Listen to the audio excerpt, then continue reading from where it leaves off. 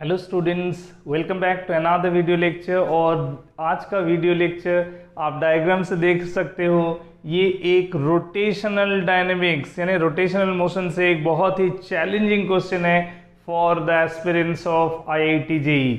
Yes, IIT JEE के लिए ये एक बहुत ही इंपॉर्टेंट और बहुत इंटरेस्टिंग क्वेश्चन है। ठीक है, तो चूंकि हम जैसे डिस्कस कर चुके हैं प्रीवियस वीडियो लेक्चर में कि अभी हम लोग आईआईटी जेईई के लिए लगातार कुछ इंटरेस्टिंग वीडियोस बनाएंगे आपके लिए, ताकि आप डिफरेंट टॉपिक से कुछ ना कुछ बनाएंगे, ताकि आपका जो अपकमिंग आईआईटी जेईई एग्जाम है 2020 का, उसमें आपको कुछ ना कुछ बेनिफिट मिले। तो चलिए शुरू करते हैं। What is the question saying? Diagram wise देखिए, मैंने पहले यहाँ इस डायग्राम को लिख दिया। ये एक हाफ सिलेंडर है, ठीक है, एक हाफ सिलेंडर है जिसका ये क्रॉस सेक्शन व्यू है, यानी कि उसका जो लेंथ है वो डेप्थ में अवेलेबल है। मतलब अगर आप हाफ सिलेंडर को समझे तो वो कुछ ऐसे है, ठीक है, ये कुछ ऐसे है, ये है वो बात, ठीक है ना। तो इस पे ये जो देख रहे हैं, ये मान लीजिए उसका लेंथ है, ये क्रॉस सेक्शन व्यू है। तो इसको अगर आप अंदर घुमा देंगे तो सिर्फ क्रॉस सेक्शन आपको दिखेगा, तो it will be looking like this. और इसका जो कर्व्ड सरफेस है, कर्व्ड सरफेस के सहारे एक रॉड जो है that is leaning to the ground, so that उसका एंड ग्राउंड को कांटेक्ट कर रहा है और ग्राउंड एंड जो है थीटा एंगल बना रहा है, ठीक है। और जब वो थीटा एंगल बना रहा है तो उस समय as because it is suggested to be a smooth surface, nothing said about the roughness of the surface of contact between the rod and the ground। और ये जो हाफ सिलेंडर है, ये जो हाफ सिलेंडर है, इसका कोई मोशन नहीं है, ये फिक्स्ड है, ये फिक्स्ड है, ये फिक्स्ड टू द सरफेस, ठीक है, ये फिक्स्ड टू द सरफेस, ये सरफेस में फिक्स्ड है, यानी कि इसका मूवमेंट नहीं हो रहा है, ठीक है। अब पूछ रहा है कि ऐसे कंडीशन में अगर ये जो रॉड जिसका लेंथ भी दे दिया है ए बी इज 2r, ठीक है, r is the radius of the cross section of the half cylinder, और अगर एंड ए का स्लाइडिंग स्पीड v है when the rod makes an angle theta that is 30 degree with the horizontal, then what will be the angular speed? What will be the angular speed of the rod at this instant? तो हम लोग क्या जानते हैं, angular speed omega होता है। Omega is the क्या है, एंगुलर स्पीड हमको निकालने के लिए पूछा गया है। We have been asked to find out angular speed omega, ठीक है। एंगुलर स्पीड ओमेगा के बारे में क्या जानते हैं? Omega is rate of change of angular displacement, है ना। ये एंगुलर डिस्प्लेसमेंट का डेरिवेटिव होगा।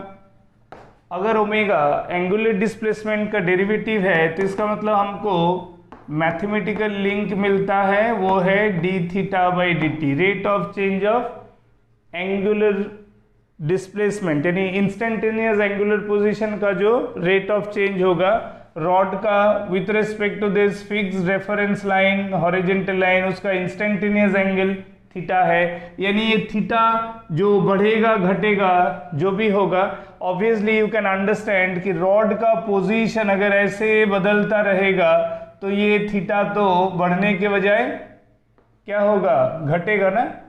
सो there will be change of theta will take place as because the end A is suggested to be sliding with horizontal velocity value v। ये चूंकि and ए भी velocity से move कर रहा है, हाफ सिलेंडर जिसके कांटेक्ट में रॉड है, other side of the rod, other end of the rod, वो भी अपना पोजीशन चेंज करेगा। रॉड का अपना लेंथ ऐसे ही रहेगा, है ना, ऐसे करके चेंज होता जाएगा। एक समय पूरा ये एंड यहाँ आ जाएगा तो ये पूरा ग्राउंड पे आ जाएगा rod.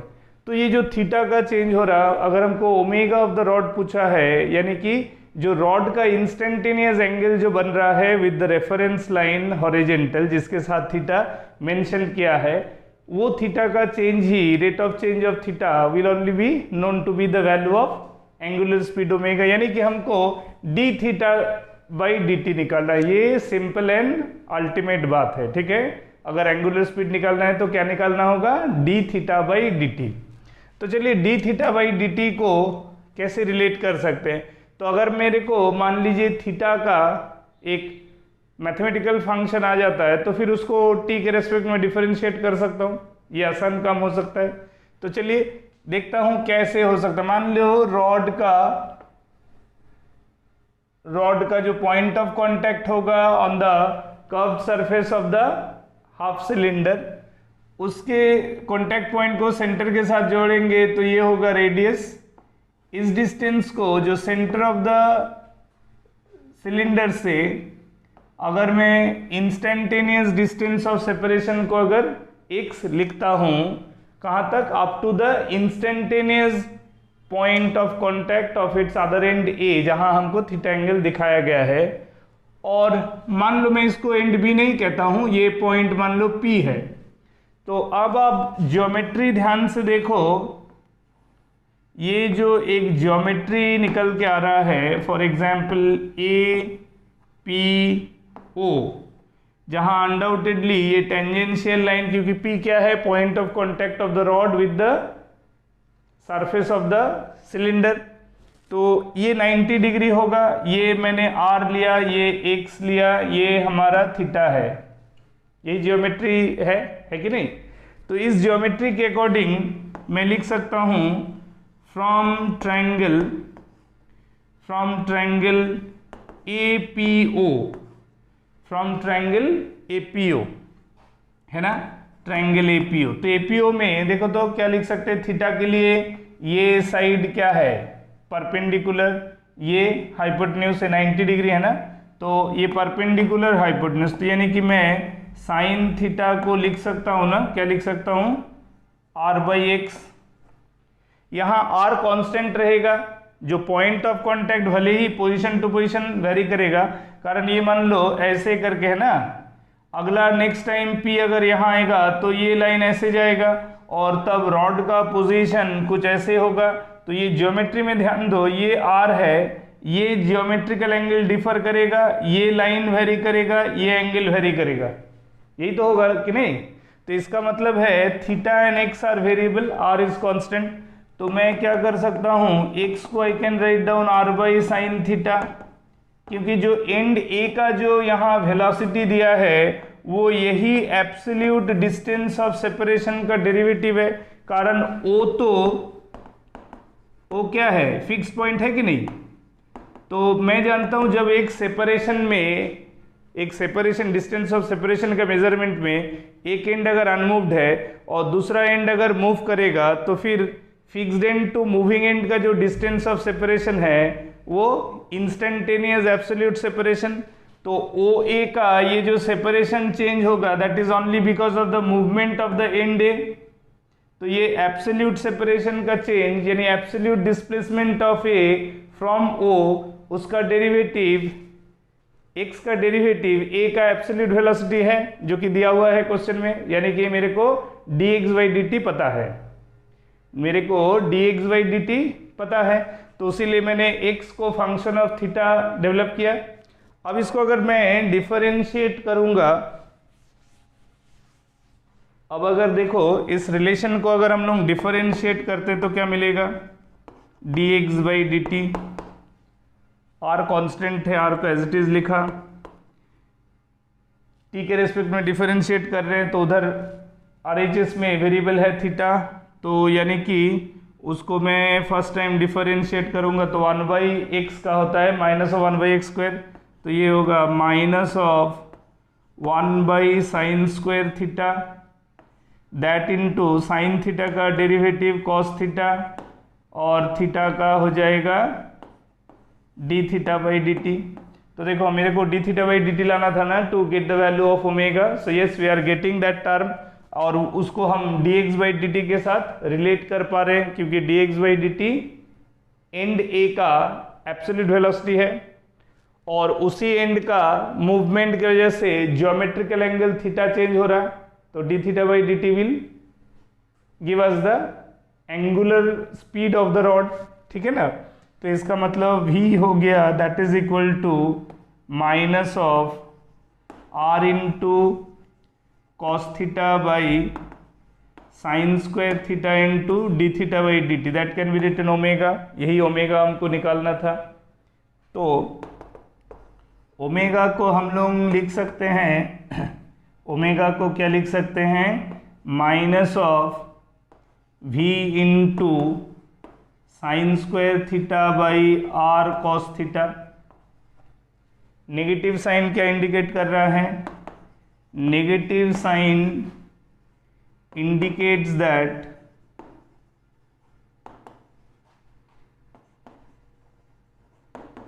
theta is decreasing with time।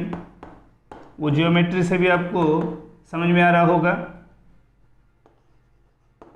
है कि नहीं?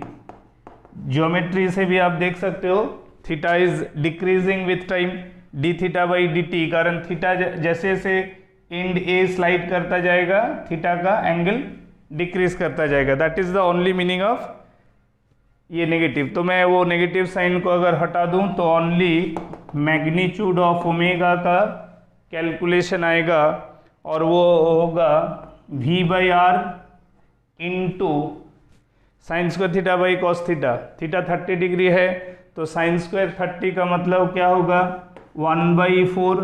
आप जानते हो साइन 30 का वैल्यू क्या होता है, 1/2 उसका स्क्वायर बाई कॉस 30 √3/2।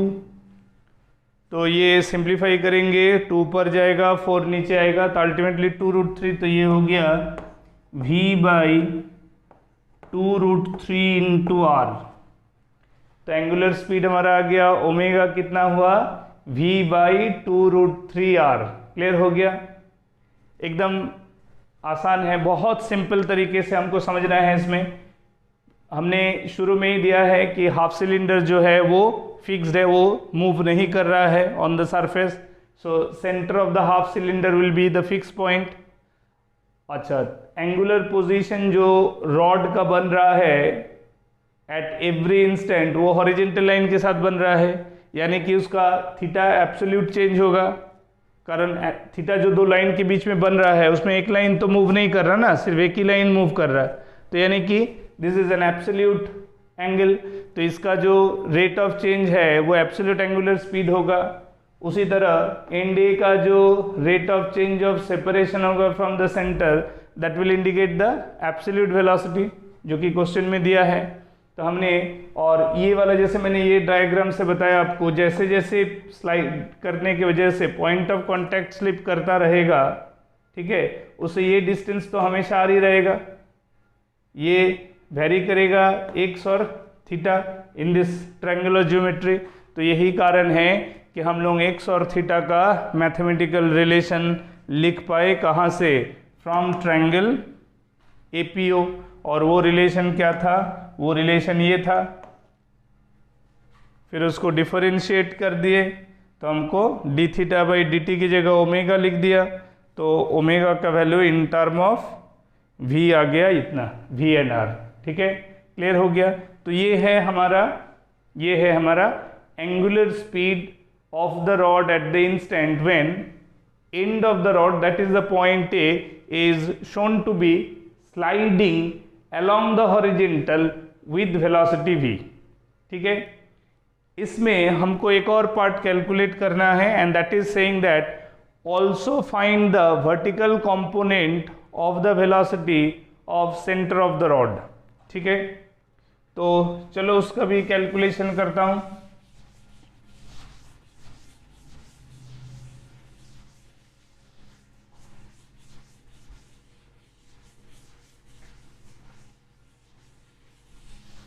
तो देखता हूं कि हम लोगों को चूंकि जो चीज़ पता है वो ऐसा है, ज्योमेट्री के according what we know that is this was theta. इस एंड का वेलोसिटी मेरे को भी दिया हुआ था, मान लो ये सेंटर ओ है, ये है वो geometry P, this was given as x, this is a। तो जो ओमेगा हुआ, ओमेगा की वजह से पॉइंट ए पे थीटा का जो कि चेंज, सिर्फ ये फिक्स लाइन है, तो इस लाइन के चेंज की वजह से डी थीटा का बाई डी टी का change is due to position of this line joining A P. यानी कि हम अगर देख रहे हैं कि थीटा डिक्रीज हो रहा है तो इसका मतलब है कि इसका टेंडेंसी ऑफ रोटेशन ऐसा हो रहा है, ओमेगा इज दिस वे। तो ओमेगा की वजह से इस पॉइंट का जो वेलोसिटी होगा इन दिस डायरेक्शन, उसको मैं अगर मान लो v डैश कहूँ तो that v dash will be omega into L, है ना, ओमेगा इंटू एल। लेकिन अगर मेरे को for example centre of mass of the rod का, ये सेंटर ऑफ मास है फॉर एग्जाम्पल, तो सेंटर ऑफ मास में भी ओमेगा उसी ऑर्डर पे होगा जिस ऑर्डर में मेरे को पॉइंट ए पे ओमेगा मिल रहा है। In fact each and every point omega must be same. तो इस पॉइंट का जो टेंजेंशियल वेलोसिटी होगा टू द सर्क्यूलर लोकस, इसका लोकस क्या होगा, मैं ओमेगा कैसे निकाल रहा हूँ, position of the rod is changing this way ना, position of the rod is changing this way, तो ये हो जाएगा रोटेशन जो हो रहा है वो रेडियल लाइन है, तो इस पॉइंट का हो जाएगा omega into radius that is L/2, ठीक है ना, ये ओमेगा इंटू L/2। इसका मतलब हम लिख सकते हैं it is implies that,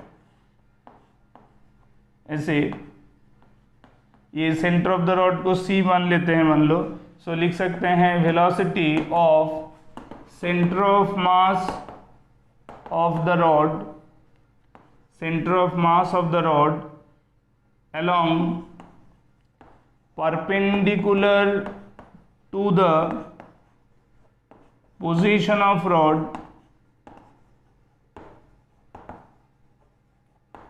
is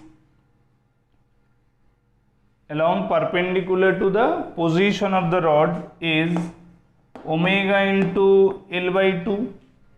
तो हमको इसी वेलोसिटी का दो कंपोनेंट रेजोल्यूशन हो सकता है, let this is be VCMX और let this is be VCMY। तो हमको चूंकि वर्टिकल कंपोनेंट कैलकुलेट करना है, that means we need to calculate the VCMY value. तो VCMY वैल्यू को अगर ध्यान से देखा जाए तो geometry, according to geometry, if this is theta then this is theta, this is 90 minus theta, this is theta again, got my point। ये geometrically theta था, फिर ये करस्पॉन्डिंगली थीटा होगा, ये 90 माइनस थीटा होगा, तो this must be theta again, है कि नहीं।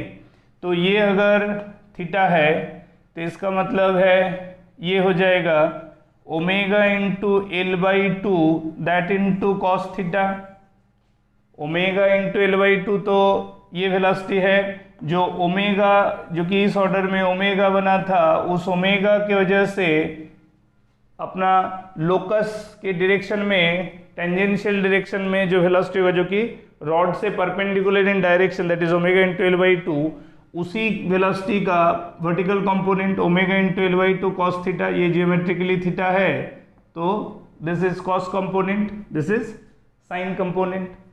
तो इसका मतलब हम लिख सकते हैं इसको, ओमेगा का वैल्यू हमारे कितना आया था, V/2√3R, तो उसको लिखेंगे V/2√3R, लेंथ की जगह लिखेंगे 2R/2 into cos 30 that is √3/2।